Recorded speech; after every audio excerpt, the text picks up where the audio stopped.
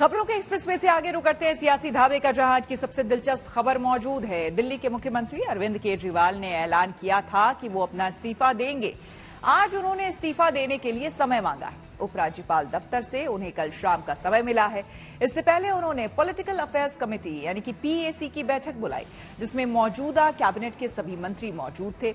इस दौरान केजरीवाल ने 1-to-1 नए मुख्यमंत्री के बारे में चर्चा की।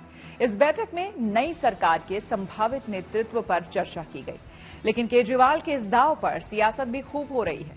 बीजेपी और कांग्रेस दोनों केजरीवाल पर हमलावर है और पूछ रहे हैं कि जेल जाने से पहले केजरीवाल ने इस्तीफा क्यों नहीं दिया था।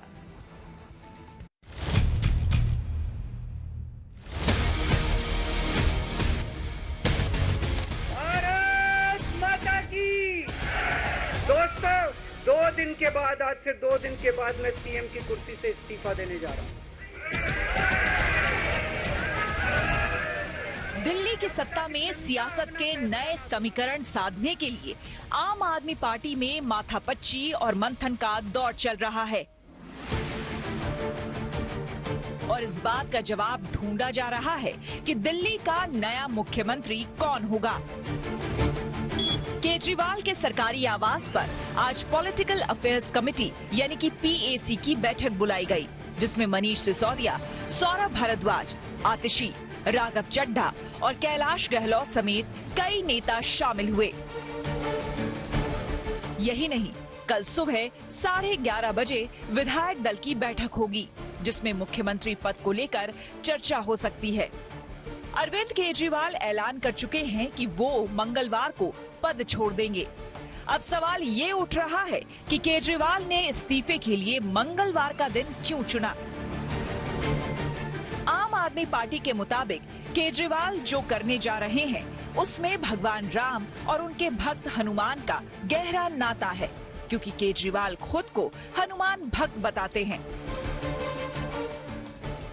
मर्यादा के कारण, परिस्थितियों के कारण राम उस सिंहासन को छोड़ के चले गए और 14 साल के वनवास पे रहे और उनके पीछे जिसको वो सिंहासन मिला, भरत उनके भाई, वो भी उनके खड़ाव रख के इंतजार करते रहे कि राम वापस आएंगे तो अपना जो है काम संभालेंगे। अरविंद केजरीवाल राम नहीं है, राम तो भगवान थे।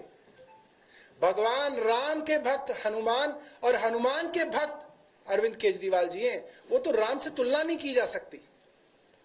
मगर जिस मर्यादा के नाम पे सतयुग में भगवान राम ने अपना सिंहासन छोड़ा था, आज ऐसा उदाहरण दिख रहा है कि एक मर्यादा के नाम पे, एक नैतिकता के नाम पे, एक जनता के हाथ में अपनी पूरी की पूरी बागडोर देने के नाम पे अरविंद केजरीवाल ने इस्तीफा दिया है। अरविंद केजरीवाल जी के मामले में दिखता है कि उनका अपना ईगो बड़ा है। दिल्ली की समस्या या दिल्ली का दर्द उनके लिए बड़ा नहीं है। तो अभी जो नुकसान कर दिया है अरविंद केजरीवाल ने दिल्ली का, वो किसी इस्तीफे से पूरा नहीं होगा।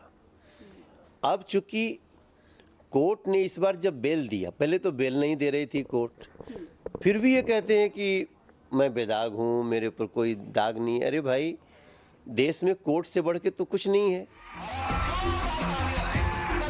केजरीवाल इस्तीफे का ऐलान कर चुके हैं और उन्होंने राज्यपाल से मुलाकात के लिए समय भी मांगा है। लेकिन सियासी गलियारों में ये सवाल उठ खड़ा हुआ है कि 177 दिनों तक जेल में रहे केजरीवाल ने इस्तीफा नहीं दिया, तो अब उनके इस्तीफे का क्या मतलब।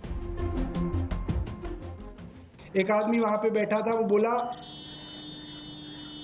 सर मुख्यमंत्री जी ने बहुत अच्छा किया कि जेल में रह के रिजाइन नहीं किया।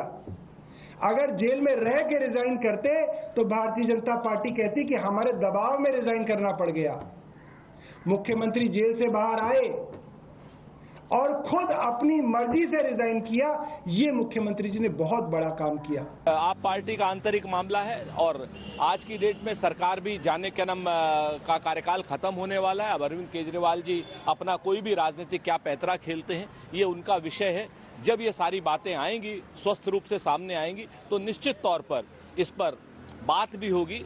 लेकिन अरविंद केजरीवाल जी को ये जरूर बताना होगा कि अगर इस्तीफा ही देना था तो जेल जाने से पहले क्यों नहीं दिया। जेल से बाहर आने के बाद ये कयास लगाए जा रहे थे कि केजरीवाल हरियाणा विधानसभा चुनाव में प्रचार करेंगे और इससे इनकार भी नहीं किया जा सकता। लेकिन आम आदमी पार्टी ने कांग्रेस की मुश्किलें बढ़ा दी हैं। तो हमें तभी पता चल गया था 3-4 महीने पहले कि ये बेलेल सब होने वाली है। जहां कांग्रेस सत्ता में है या कांग्रेस मुख्य विपक्ष है, वहीं आप क्यों एक्टिव होते हैं? आप हिमाचल में हैं, आप उत्तराखंड में हैं, आप दिल्ली में हैं, आप हरियाणा में हैं, आप यूपी में क्यों नहीं है? आप बिहार में क्यों नहीं है? आप उड़ीसा क्यों नहीं जाते? आप बंगाल क्यों नहीं जाते? आप तमिलनाडु क्यों नहीं जाते? तो ये तो सीधे दिखता है ना कि जहां जहां कांग्रेस है वहीं अपने आप को क्रियाशील रखते हैं।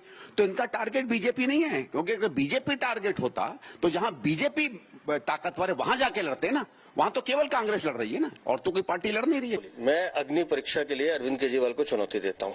क्या मतलब है अग्नि परीक्षा का? अग्नि परीक्षा का मतलब है सत्य का सामना करना। तो आओ आपके घर से शुरू करते हैं।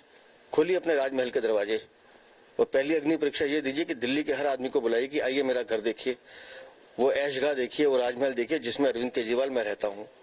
आप तो आम आदमी है ना, दिखाइए वो 8 करोड़ का मार्बल, इटालियन मार्बल जो आपने बिछाया है। दिखाइए वो 2 करोड़ का बिस्तर जिस पे आप सोते हैं। आप जमानत पे छूटे, आप लोगों ने दुनिया भर के पटाखे चलाए। दीजिए अग्नि परीक्षा, जरा उन घरों में चलते हैं जो जल भराव के कारण वो 40 से 42 बच्चे जो मर गए, जिन घरों के चिराग बुझ गए हैं, उनके घरों में जाने की हिम्मत अरविंद केजरीवाल। अग्नि परीक्षा कहने और करने में बड़ा फर्क है। केजरीवाल की आम आदमी पार्टी दिल्ली शराब घोटाले में पिछले 2 साल से फंसी हुई है। इन 2 साल में पार्टी के 3 बड़े नेताओं को जेल जाना पड़ा। हालांकि इसके बावजूद पार्टी में कोई बड़ी टूट नहीं हुई। तो क्या हरियाणा चुनाव में पूरी ताकत झोंकने के लिए केजरीवाल ने पद छोड़ने का ऐलान किया है? फॉर्मूला बना रखा है। राजनीति के जानकारों की माने तो शायद नहीं, क्योंकि मुख्यमंत्री रहते केजरीवाल लोकसभा का चुनाव प्रचार कर चुके हैं। ऐसे में सवाल है कि कहीं ऐसा तो नहीं कि आम आदमी पार्टी दिल्ली विधानसभा भंग करने की सिफारिश करके महाराष्ट्र के साथ ही चुनाव में जाना चाहती है। Bureau report, good news today.